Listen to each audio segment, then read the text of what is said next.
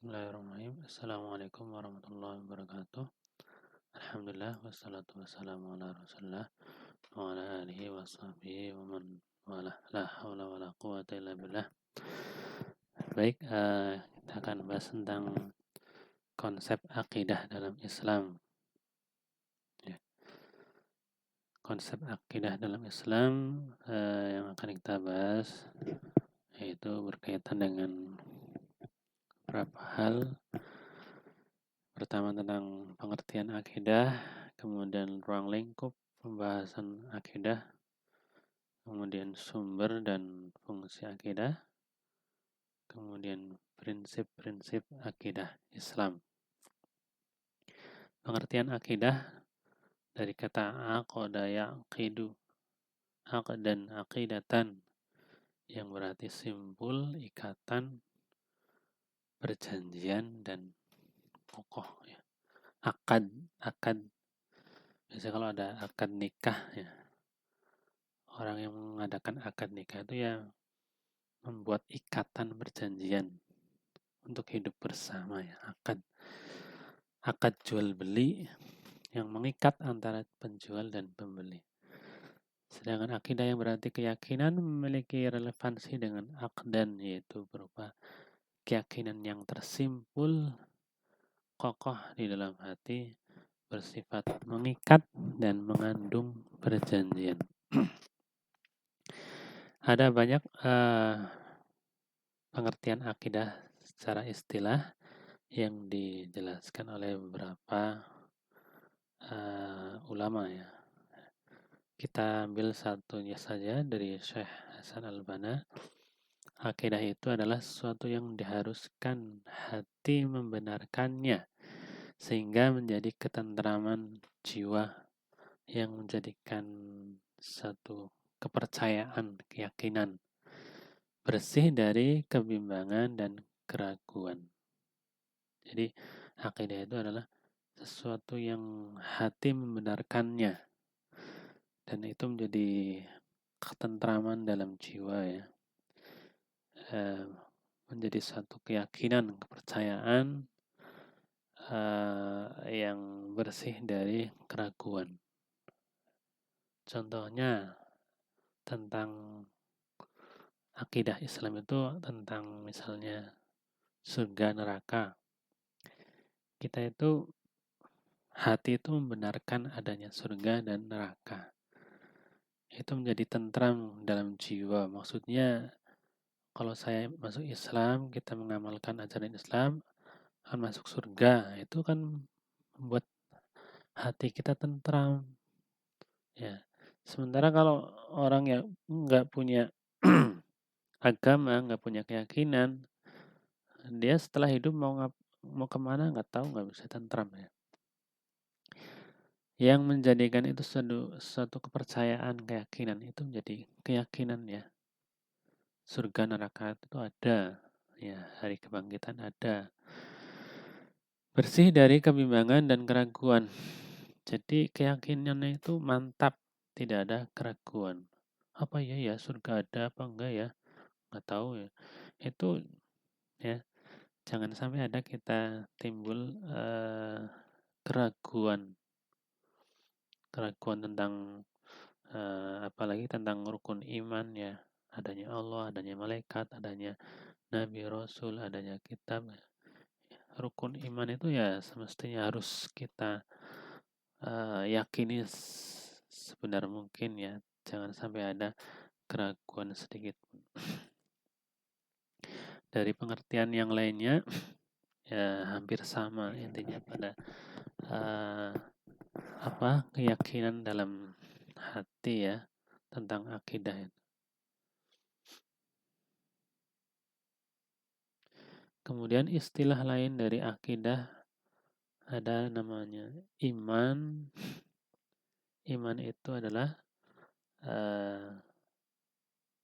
pengakuan tentang kebenaran, ya, membenarkan apa yang datang dari Allah dan Rasulullah. Iman itu diucapkan dengan lisan, ya, saya beriman kepada Allah, saya Islam, ya, syahadat, ya. Kemudian hatinya membenarkan, ya, jadi tidak munafik. Kalau orang munafik kan ngomongnya beriman tapi hatinya nggak beriman. Kemudian diamalkan dalam kehidupan sehari-hari dengan anggota badan kita. Jadi iman itu tidak hanya pengakuan saja, tapi dibuktikan sholat, puasa, amal soleh, ya itu bukti dari keimanan yang sungguhnya. Iman bisa bertambah, bisa berkurang. Bertambah dengan amal soleh, berkurang dengan dosa kemaksiatan. Ya. Tauhid, sedang tauhid dari wahada yuwahidu, mengesahkan Allah, ya.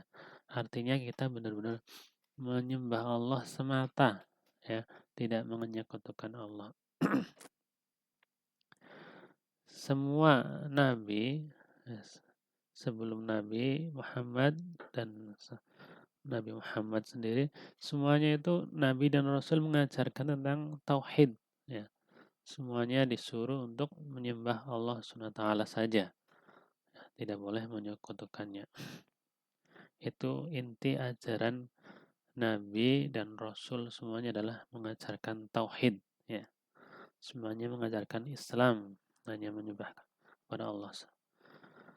Usuluddin itu usul dari kata usul itu pokok, din itu agama, pokok-pokok agama, ya.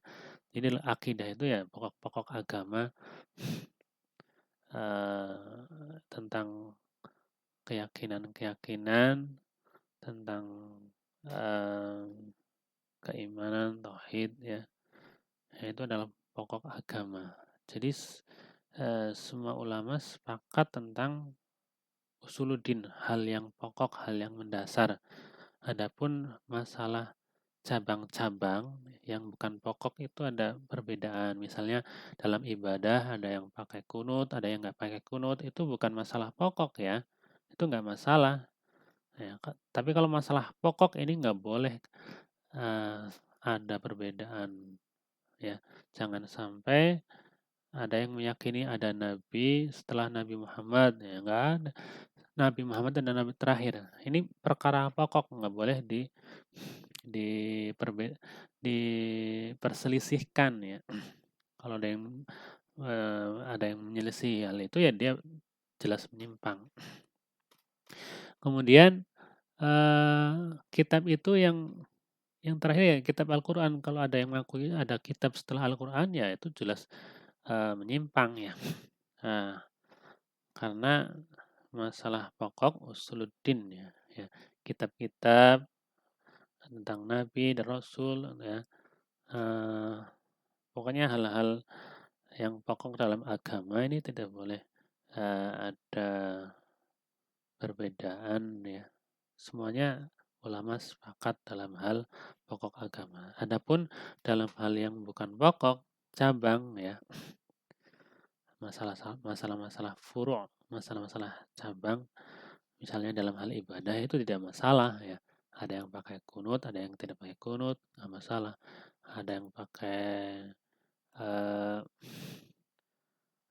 baca basmalahnya lirih, ada yang baca basmalahnya keras, nggak masalah. Tapi kalau masalah pokoknya itu misalnya zuhur 4 rakaat, maghrib 3 rakaat, subuh 2 rakaat, ini pokok, ya. Jangan sampai ada orang yang sholat subuhnya 4 rakaat, ini sudah keluar dari pokoknya. Maka ada perbedaan dalam hal furu', ada perbedaan dalam hal yang pokok. Dalam hal yang pokok ini tidak boleh ada yang menyelisihi kesepakatan ulama, gitu, ya. Itu usuluddin, pokok agama. Ilmu kalam, ya, ilmu kalam ini kenapa dinamakan ilmu kalam? Karena kalam yang dibahas adalah kalam-kalam Allah, firman Allah, dan kalam Rasulullah. Kalam Rasulullah itu adalah sabda Rasulullah. Maka ini dinamakan ilmu kalam, istilah lain dari akidah. Kemudian fikih akbar, fikih akbar. Kalau fikih itu biasanya berkaitan dengan syariat, ibadah ya, sholat, puasa, zakat, haji dan seterusnya. Tapi ada fikih yang jauh lebih besar, lebih utama untuk dipelajari ya, yaitu adalah fikih akbar istilahnya, yaitu yang berkaitan dengan akidah, keyakinan, iman ini ya. Itu istilah-istilah yang lain dari akidah. Kemudian pengertian akidah Islam, kalau tadi kan berbicara tentang akidah, kalau akidah Islam sendiri adalah dasar-dasar pokok keyakinan atau kepercayaan yang harus diyakini kebenarannya oleh orang Islam, dipegang teguh, mantap, dan sepenuh hati tanpa ada keraguan sedikit pun di dalam hatinya. Jadi akidah Islam itu ya dasar-dasar agama ya, dasar-dasar pokok dalam agama yang harus diyakini kebenarannya ya. Jangan sampai ada keraguan. Ruang lingkup akidah Islam menurut sistematika Hasan al-Banna ada 4. Yang pertama ilahiyat, dari kata ilah, berarti Tuhan. Pembahasannya tentang segala sesuatu yang berhubungan dengan Allah ya. Seperti wujud Allah, nama-nama dan sifat Allah, perbuatan Allah dan sebagainya. Itu namanya ilahiyat. Jadi kalau mengkaji tentang akidah ada pembahasan rinci terkait dengan hubungannya dengan Allah. Allah itu sifatnya seperti apa? Allah itu nama-namanya apa saja? Perbuatan Allah seperti apa? Ya. Ini kalau kita mau mempelajari akidah yang berkaitan dengan Allah ya. Jadi Allah itu punya nama-nama selain Allah yaitu Ar-Rahman, Ar-Rahim ya. Ada Asmaul Husna, nama-nama yang baik. Kemudian sifat-sifat Allah, perbuatan Allah, Allah menghidupkan, Allah mematikan dan seterusnya. Kemudian nubuat, dari kata nabi, nubuat pembahasan tentang segala sesuatu yang berhubungan dengan nabi dan rasul, termasuk apa yang menjadi pegangannya yaitu kitab-kitab dan mukjizatnya. Itu nubuat. Kemudian rohaniyat, dari kata roh, pembahasan tentang segala sesuatu yang berhubungan dengan alam metafisik ya. Roh, jin, iblis, setan, malaikat ya. Itu semua itu semua adalah makhluk-makhluk Allah yang tidak nampak oleh manusia gitu ya. Meskipun mungkin ada sebagian yang diberikan kelebihan bisa melihat makhluk seperti itu. Sam'iyat, dari kata sami', mendengar. Jadi hanya bisa didengar, belum bisa dilihat. Ya, pembahasan tentang segala sesuatu yang hanya bisa diketahui lewat dalil nakli. Ya, hanya tahu dari dengar. Dengar dari mana? Dari Al-Quran dan hadis Nabi. Dikabarkan oleh Al-Quran maupun hadis Nabi. Seperti alam barzah, akhirat, azab kubur. Ya. Nah, kita belum bisa melihat, tapi kita sudah mendengar beritanya itu ada dalam Al-Quran maupun hadis Nabi. Kemudian menurut sistematika rukun iman, ya akidah itu ruang lingkupnya iman kepada Allah, malaikat, kitab, nabi, rasul, hari akhir, qada dan qadar. Ya. Ya, yang ada dalam rukun iman. Ini kalau dirincikan nanti luas pembahasannya ya. Kemudian sumber akidah Islam jelas. Sumber akidah Islam itu ada dari Al-Quran dan Sunnah. Ini yang dinamakan dengan dalil nakli. Ya. Dalil nakli dari wahyu atau sabda Nabi. Sedangkan dalil akli dari kata akal ya, itu adalah dihasilkan dari ijma dan qiyas yang disandarkan pada wahyu berdasarkan akal manusia. Ini dalil akli. Kalau dalil dari Al-Quran dan hadis ini sudah jelas ya. Kalau dalil akal itu maksudnya akal itu bisa berpikir ini ada makhluk, ada manusia, ada hewan, ada tumbuhan, ada dunia. Ini siapa yang menciptakan? Pasti ada penciptanya. Itu mainan akal. Maksudnya akal di situ berperan ya dalam membuat seorang itu berpikir bahwasanya ada pencipta yang menciptakan manusia, menciptakan hewan, tumbuhan, ya, alam semesta. Pasti ada penciptanya, tidak mungkin ada sendiri. Nah, itu dalil akal ya. Kalau dalil dari Al-Qur'annya sudah jelas, dari sabda Rasulullah sudah jelas. Ini dalil akalnya.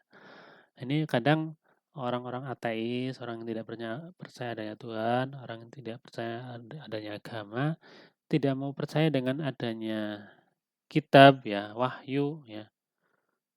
Mereka baru sadar baru kalau di logikanya main gitu ya.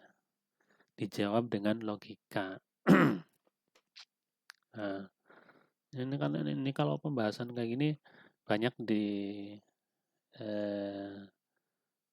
dalam kajian ini Ustaz Dr. Zakir Naik ya. Dr. Zakir Naik itu banyak pertanyaan-pertanyaan orang non muslim ataupun ateis yang menanyakan tentang kebenaran, menanyakan tentang Islam, menanyakan tentang Al-Quran ya. Menanyakan tentang sains, hubungannya sains dengan Al-Quran dan sebagainya, itu banyak dibahas di situ. Ini sumber akidah Islam.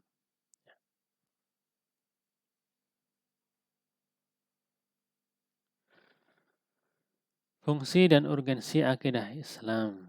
Ya. Kenapa kita mempelajari akidah Islam? Ya, karena ada urgensinya, ada nilai pentingnya, ada fungsinya juga di situ. Pertama, mendapatkan petunjuk yang benar. Ya. Jadi kita belajar akidah Islam, ya. Akidah Islam itu sebagai petunjuk, pedoman, ya. Manusia ini di dunia suruh ngapain, ya. Ya, mana yang harus dilakukan, ya, mana yang harus diambil. Ya, Al-Qur'an itu ya sebagai petunjuk ya. Maka manusia diberi buku pedomannya Al-Qur'an, petunjuk supaya manusia di hidup dunia ini mau ngapain aja ya, ada petunjuknya. Ya. Kalau kita beli barang-barang elektronik pasti ada buku panduannya, buku pedomannya, itu yang untuk menjalankan benda-benda yang dibeli tadi untuk bisa aktif ya. Kita hidup di dunia ya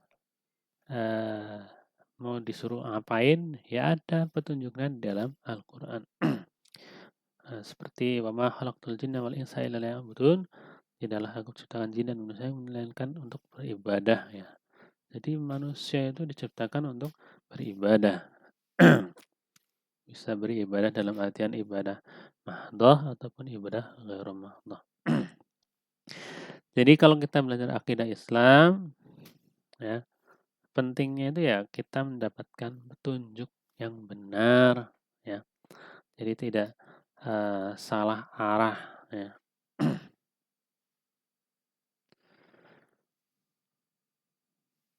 Nah, ini juga Nabi sudah mengingatkan dalam sabdanya, taraktu fikum amrayni lan tadillu ma tamassaktum bihima kitaballah wa sunnatan nabi. Aku tinggalkan pada kalian dua hal yang jika kalian berpegang kepadanya tidak akan tersesat, yaitu kitab Allah dan sunnah nabinya.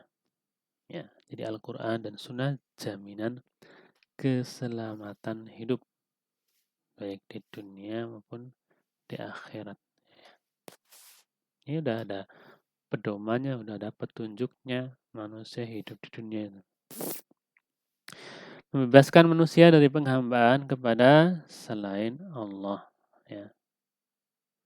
Jadi dengan akidah Islam itu kita manusia itu menjadi fokus ya, ibadahnya itu hanya ditujukan kepada Allah. Jadi tidak berbuat kesyirikan ya, tidak melakukan ritual-ritual yang lain ya, tapi ibadahnya hanya pada Allah, ikhlas pada Allah.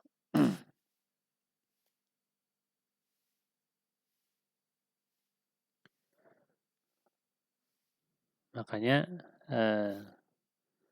bahaya dari syirik itu luar biasa ya, dosa yang paling besar ya. Ketika ada sahabat yang bertanya kepada Nabi, dosa apa yang paling besar? Nabi menjawab,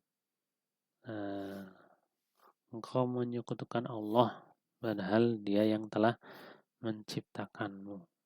Bayangkan ya, Allah sudah menciptakan seorang, tapi kemudian orang itu menyembah kepada selain yang menciptakannya. Nah, ini adalah dosa yang paling besar. Maka kalau kita mempelajari akidah Islam, ya, kita jadi tahu bahwasanya yang harus kita sembah itu adalah Allah semata. Jangan menyekutukan Allah, jangan berbuat syirikan. Membebaskan akal manusia dari taklid buta, ilusi dan khayalan. Ya.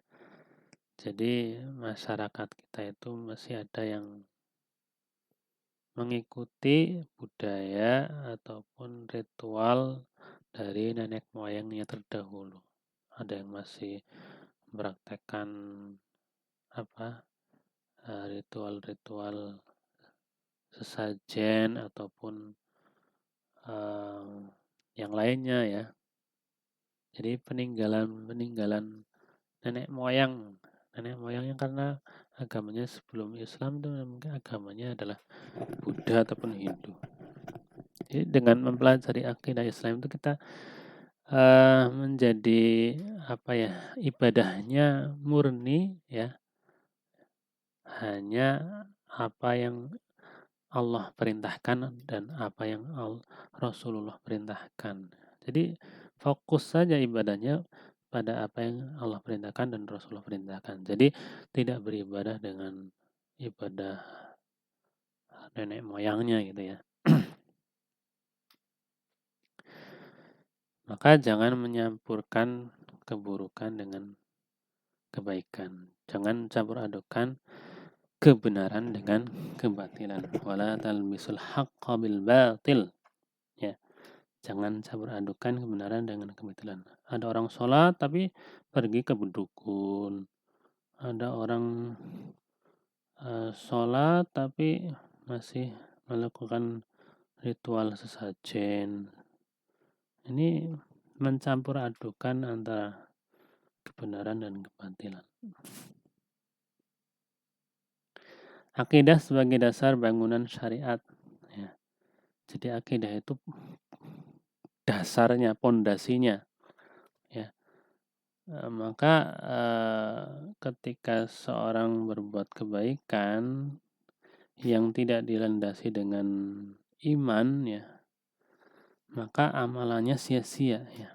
Sebanyak apapun amal kebaikan, kalau dia bukan orang Islam, kalau dia bukan orang yang beriman, maka amalannya sia-sia. Habitat a'maluhum. Maka akidah ini sebagai dasar bangunan, pondasi pokoknya. Maka kalau sudah dasarnya kuat, pondasinya kuat, insya Allah untuk melaksanakan syariatnya itu sholat, puasa, zakat, atau yang lainnya mudah ya. Makanya kalau akidahnya kuat, ibadahnya kuat. Tapi kalau akidahnya lemah, imannya lemah, boleh jadi ya ibadahnya malas-malas, nggak mau mengerjakan. Dan perintis serta pendorong amal soleh. Ya, jadi akidah itu kalau kuat, ya amal solehnya itu semangat. Ya.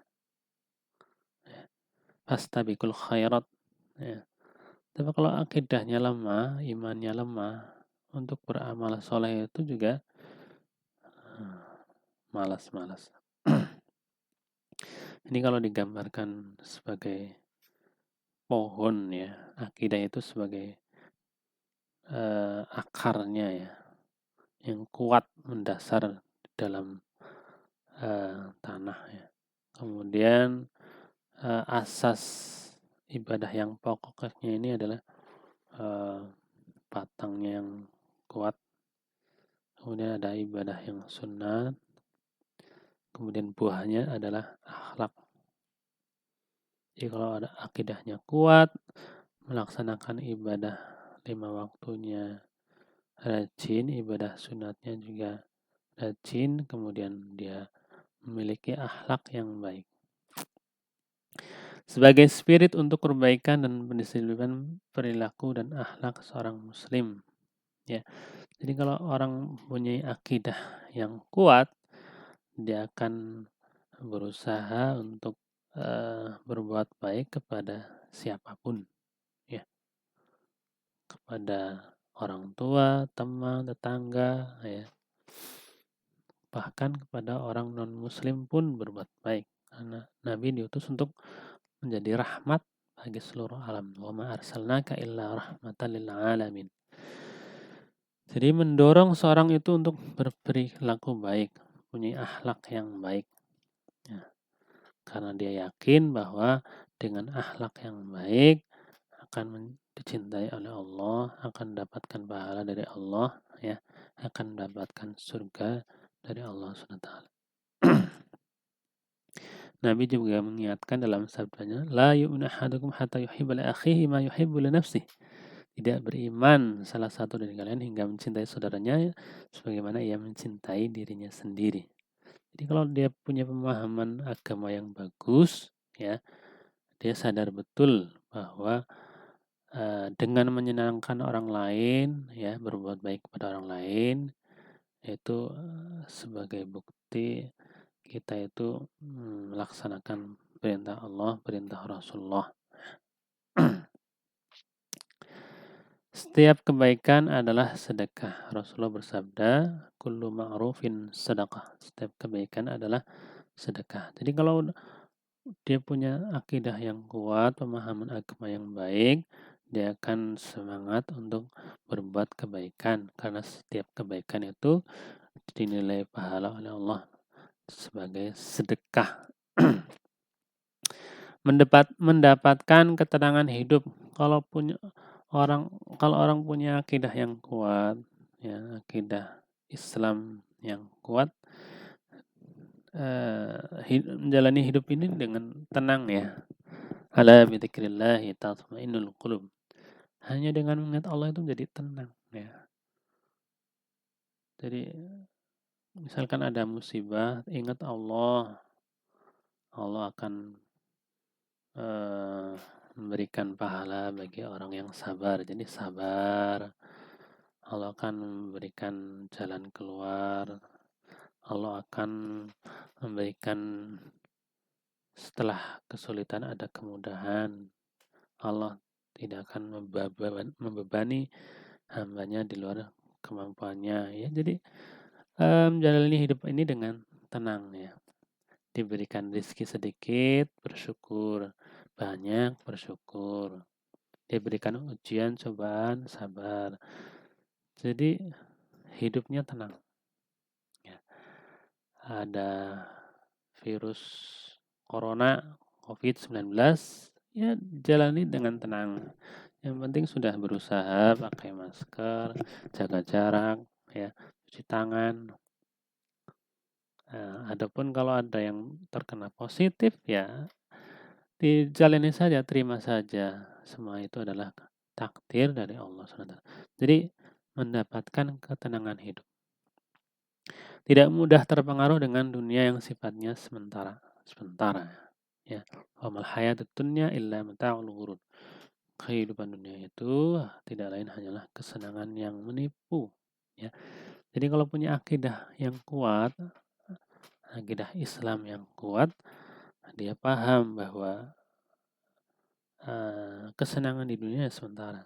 Kalau ada orang tetangga hidupnya mewah, ya, rumahnya mewah, mobilnya mewah, sering jalan-jalan, makan enak dan sebagainya, ya itu hanya sebentar. Nanti juga ujung-ujungnya mati, ya. Ya, nggak usah iri, nggak usah dengki, ya. Sebaliknya kalau ada mengalami hidup kurang uang, ya, kurang harta, maka mencari makan susah dan sebagainya, ya, anggap saja ini adalah ujian, sabar karena hanya sementara. Nanti akan Allah berikan pahalanya bagi orang yang sabar. Allah berikan jalan keluar. Allah akan berikan kemudahan setelah kesulitan. Jadi tidak mudah terpengaruh dengan dunia. Ya. Sebaliknya kalau akidahnya lemah, ya, dia mungkin mudah tergoda dengan harta, tahta, wanita, dan lainnya. Tanpa akidah yang benar, semua amal kebaikan akan sia-sia. Ya. Jadi kalau orang non-muslim, orang kafir, sebanyak apapun amal kebaikan tidak diterima oleh Allah karena tidak dilandasi dengan iman. Karena syarat ibadah diterima adalah ikhlas karena Allah. Syarat amal soleh kebaikan diterima oleh Allah adalah dengan ikhlas, ya, karena Allah. Kalau dia niatnya karena kemanusiaan, karena kasihan, ya itu bukan ibadah. Tapi kalau orang Islam, ya, orang Islam mungkin ada yang niatnya kemanusiaan, kasihan, ya.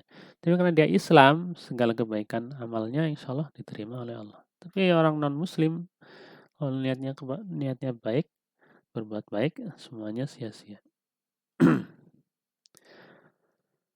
Kemudian prinsip akidah Islam, ya, akidah Islam itu intinya adalah, ya, taat pada Allah, ya, melakukan apa yang Allah perintahkan, menjauhi apa yang Allah larang. Kemudian berlepas diri dari kesyirikan, artinya Islam itu mengajarkan tauhid, ya, melarang dari perbuatan syirik. Berserah diri pada Allah dengan bertauhid, ya. Jadi ketika seorang masuk Islam, semestinya dia tunduk patuh pada perintah Allah, berserah diri pada Allah dengan mentauhidkan Allah, tidak menyekutukannya. Kemudian akidah Islam pada dasarnya tidak berbeda dengan akidah yang diajarkan para nabi terdahulu. Semuanya mengajarkan sama, yaitu mentauhidkan Allah, menyembah Allah semata. Tauhid adalah dakwah seluruh nabi dan rasul. Dan sungguh telah kami telah mengutus pada setiap umat seorang rasul yang menyuruh agar kalian beribadah kepada Allah dan menjauhi tagut. Dan tidaklah kami mengutus seorang rasul pun sebelum kamu, melainkan kami wahyukan kepadanya bahwa saya tidak ada yang berhak untuk diibadati melainkan aku. Maka beribadahlah kalian kepadaku. Jadi semuanya diajarkan untuk berdakwah, menyeru kepada Allah, ibadah kepada Allah, mentauhidkan Allah, menjauhi togut. Togut itu adalah sesembahan selain Allah. Baik, itu yang bisa saya sampaikan. Semoga bermanfaat. Mohon maaf bila ada kesalahan. Wabillahi taufiq wal hidayah. Assalamualaikum warahmatullahi wabarakatuh.